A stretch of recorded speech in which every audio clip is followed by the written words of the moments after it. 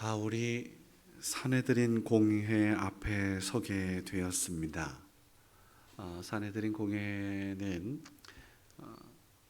법원이라고 보아도 되는데 최고의 법정이라고 보시면 됩니다. 여기에서 예수님께서 십자가 이제 고소 고발당해서 결국은 빌라도에게 의해서 이제 십자가 처형을 당하게 되지요. 그런 역사가 있다 보니 바울은 어쩌면 죄인들은 그 자리가 두려움의 자리일 수 있습니다. 요컨대 우리가 법정에 선다. 여러분 한번 생각만 해보세요.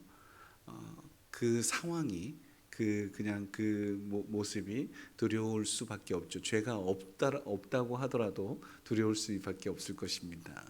그런데 바울은 전혀 그렇지 않았다라는 거죠. 비굴하지도 않았고요, 담대했습니다. 바울은 외치기를 나는 범사의 양심을 따라 하나님을 섬겼다라고 고백하기까지 합니다. 그랬더니 대제사장 아나니아가 그의 입을 치라고 명령합니다. 왜 그럴까요?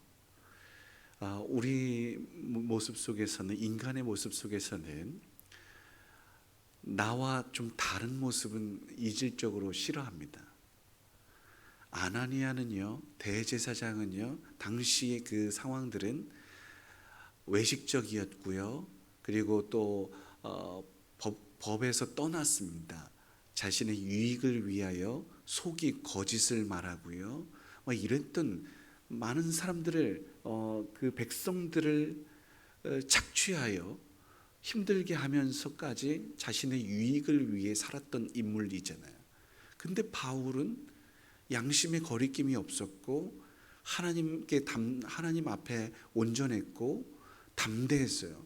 다른 사람들은 이 법정에 서면, 이 사내들의 공의에 서면 그냥 두렵고 떨려서 잘못됐다고 빌고 이러는 것이 상식인데 그러지 않은 거잖아요.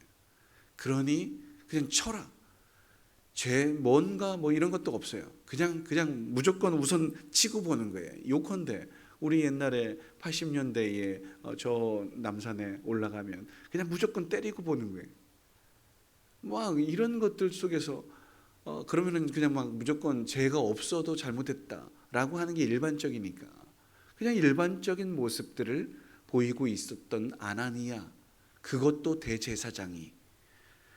그런데 오히려 바울은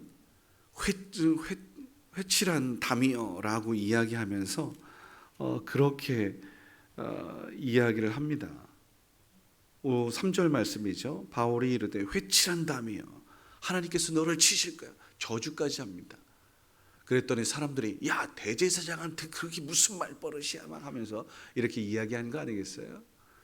그런데 나는 네가 대제사장인지 몰랐다 라고 이야기하기까지였죠. 이 상황에서 두 파가 갈라지는 것들을 바울이 좀 알았던 것 같습니다. 그리고 자신의 정체를 밝히잖아요. 나는 바리새인이다. 그랬더니 그 부활과 관련되어서 경론이 일어나고 갈라지는 모습들. 여러분, 예수님을 죽일 때도 마찬가지였어요. 이런저런 파벌들이 있었을 때에 하나가 되어 악으로 향했던 모습들이 있었지 않겠어요? 그런데 이 논쟁에 있어서는 어김없어요. 여야는 늘 그런 것 같아요. 옛날이나 지금이나.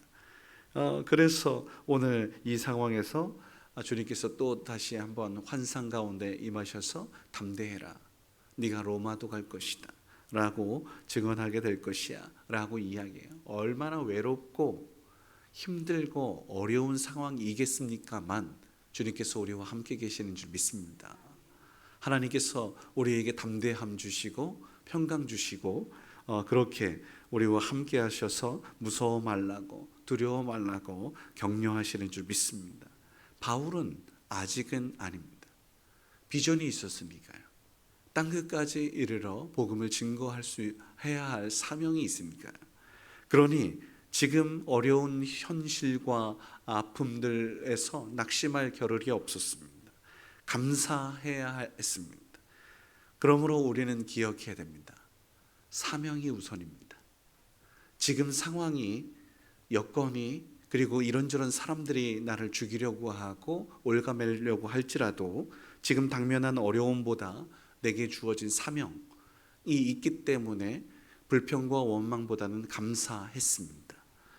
23절 말씀부터 마지막 절까지는 바울이 이제 가이사랴로 옮겨지는, 이송해야 될 것을 이야기하고 있는데요.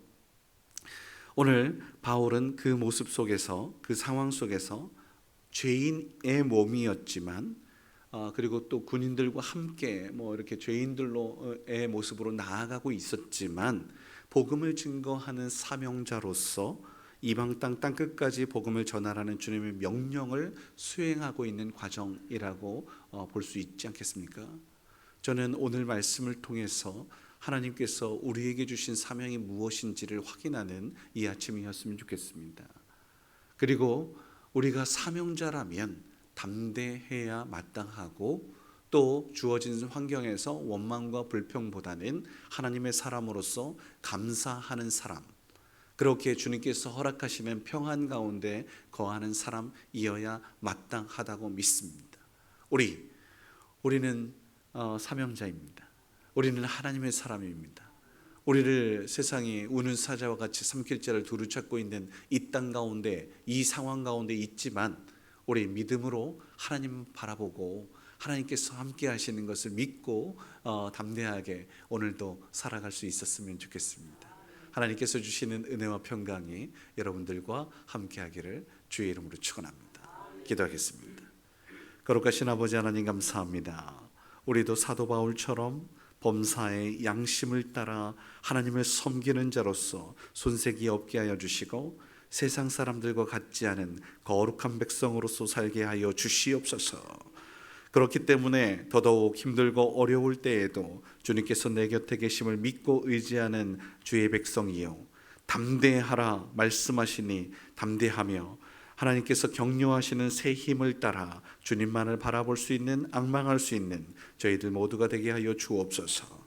주 하나님을 위해, 주님 나라와 뜻을 위해 끝까지 충성하는 저희들을 있게 하여 주셔서 사명보다 아버지 하나님 주변의 환경과 여건을 보지 않게 하여 주시고, 오직 주의 뜻과 나라와 영광을 위하여 살아가는 주의 백성들, 오늘도 귀한 그 날을 확인하는 귀하고 복된 날일 수 있도록 도우시옵소서. 귀한 예물을 주님께 드린 손길 있습니다. 믿음으로 승리하게 하옵소서. 주님의 역사를 보게 하여 주시옵소서. 함께하여 주실 주님을 기대하며 감사하며 예수님의 이름으로 기도드립니다. 아멘. 하늘에 계신 우리